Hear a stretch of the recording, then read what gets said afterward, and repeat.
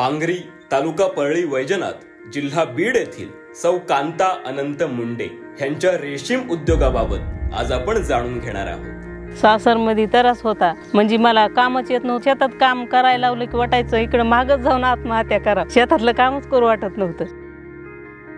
वडिलांना 4 मुली असल्यामुळे माझं लग्न मॅरिड पतीशी लावून दिलं होतं। लोकांनी म्हणायचं अनमॅरिड आहे ती, मॅरिड पती असं म्हणायचे। ही नादतीच नाही की म्हणायची शिकलेली, पण मी असं त्यांना करून दाखविलं जिद्दीनं।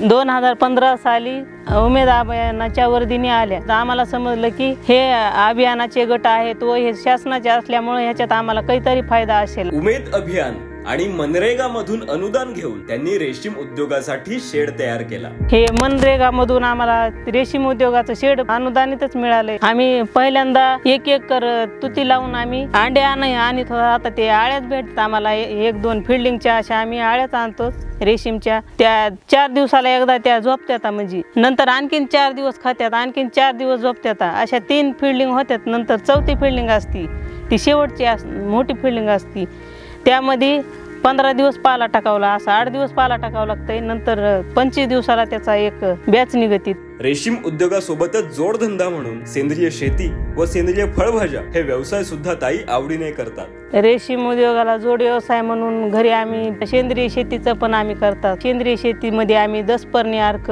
द्रव जीवामृत, निमास्त्र, अग्निअस्त्र, घन जीवामृत, द्रव जीवामृत, हिरवळीचा खत, असे नाडेप कंपोस्ट, गांडूळ खत, विविध प्रकारचे खत मी बनवून आमच्या शेतीसाठी आम्ही 15 महिला वापरतात। संघर्षातून सुरू झालेला प्रवास आज यशाच्या शिखरावर पोहोचला आहे, ते केवळ उमेद अभियानामुळेच। अभियानामुळे पतीचा विश्वास पण संपन्न करून घेतला। अगोदर पुरुषच होते बॉस, पण अभियानात आल्यामुळे मीच घराची मुख्य आहे आणि आता सगळे माझं ऐकतात, मीच घराची बॉस आहे। आता मला कशाचीच भीती राहिली नाही।